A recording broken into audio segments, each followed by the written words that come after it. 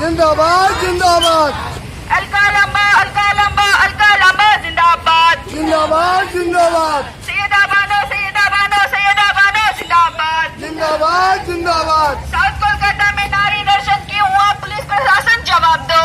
जिंदाबाद साउथ कोलकाता में नारी दर्शन क्यों हुआ, पुलिस प्रशासन जवाब दो। जवाब दो पुलिस प्रशासन जवाब दो।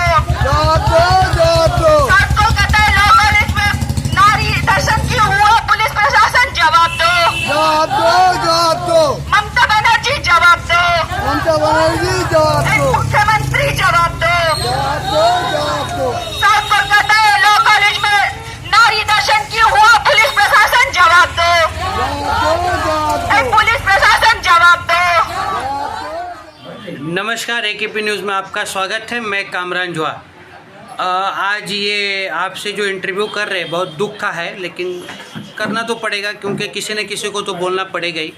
और ये बहुत शर्म की बात है कि आज हम लोग जिस विषय वस्तु में बात करने जा रहे हैं, ये पश्चिम बंगाल में होने वाला 1 साल के अंदर ये दूसरा घटना है जब एक लड़की के साथ में इस तरह का जघन्य अपराध किया गया, वो भी कहाँ, लॉ कॉलेज में, जहाँ से बच्चे निकल कर के कानून को रक्षा करने वाले थे, कानून की बात बताने वाले थे। उसी मंदिर में एक महिला, एक लड़की के साथ जघन्य अपराध हुआ। मैं उस घटना का मैं नाम नहीं ले रहा हूँ, एक जघन्य आपराधिक है, आप भी वही कहेंगी। तो आज एक बहुत महत्वपूर्ण बात सामने आई। पुलिस के द्वारा एक स्टेटमेंट आया कि जब ये घटना हो रहा था तब वहाँ सिक्योरिटी गार्ड जो है वो मौजूद था और उसने अपना ये दायित्व को कैसे नहीं निभाया, ये सोचने वाली बात है। बहुत बड़ा प्रश्न उठता है कि उसने किसी उच्च अधिकारी को फ़ोन नहीं किया इस घटना के बारे में, ना ही लोकल थाने को बताया और न किसी से डिस्कशन किया। तो ये जो खबर आया सुनने के बाद आपको कैसा महसूस हुआ, ये क्या लगा आपको, क्या है, क्यों ऐसा होता है कि एक सिक्योरिटी गार्ड इतना बड़ा घटना हो गया और वो चुपचाप रह गया, क्या है? वो चुप इसलिए रह गया क्योंकि ऐसा वाकया हमें ऐसा लगता है कि उस कॉलेज में बरसों से होता चला आया है। उसने देखा कि ये तो कोई नई बात नहीं है, ऐसे लीडरान यहाँ पर जो है, दरअसल ये जो घटना, ये जो वाकया अंजाम दिया गया है, ये किनके ज़रिए दिया गया है। ये पूरी बात आज मगरबी बंगाल में सामने आ चुकी है कि तृणमूल के जो वहाँ पर कुछ लीडर अपने आप को कह करके उस कॉलेज में, वहाँ पर समझ लीजिए कि एक तरीके से गुंडागर्दी किया करते थे। उनका कब्जा था उस कॉलेज में, वो मनचाही जो भी वहाँ पर हरकतें किया करते थे, इसका वो बिल्कुल जीता जागता सबूत वहाँ का जो वॉचमैन जो है, सिक्योरिटी गार्ड, वो देखा करता था। इसलिए उसको ऐसा लगा कि अगर ये यहाँ पर कोई ऐसा वाकया अंजाम दिया जा रहा है तो ये पहली बार तो हो नहीं रहा है।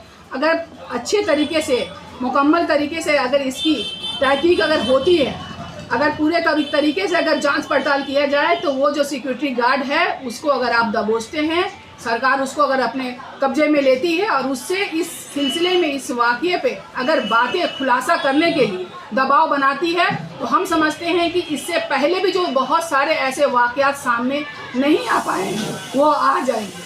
नहीं आ पाए? हाँ, नहीं आ पाए हैं, वो आ जाएंगे। और ये बहुत ज़रूरी है, ये बहुत अहम मुद्दा है, ये बहुत अहम बात सामने आई है कि सिक्योरिटी गार्ड के होते हुए ऐसा वाक़या अंजाम दिया गया है। तो ये समझ लीजिए कि वहाँ की जो हिफाजत और सुरक्षा की जो बात की जाती है वो सरासर बिल्कुल फेल है। हम अपनी बच्चियों को अगर स्कूल कॉलेज में भेजते हैं तो उन सिक्योरिटी गार्ड के ही भरोसे भेजते हैं कि अगर गार्ड दरवाजे पर अगर है तो हमारी बच्चियां वहाँ पर बामहफूज रहेंगी, क्योंकि वो दरवान जो है एक तरह से उस बिल्डिंग के भी जो है हिफाजत करता है और उस बिल्डिंग के अंदर जो बच्चियाँ जाती हैं या जो बच्चे जाते हैं उनकी भी वो रक्षा सुरक्षा के लिए उसे बैठाया गया है। लेकिन उसका खामोशी ये साबित करता है कि ऐसा वाक़यात वो उसके ज़रिया तो नहीं, लेकिन उसके कहीं ना कहीं रेख में ही हुआ करती थी। तो अगर उसको हम लोग घर दबोचते हैं, उसको अगर लेती है, अगर पुलिस अच्छे से अगर तहकीक करती है, तो बहुत कुछ खुलासा सामने आएगा। ठीक, धन्यवाद।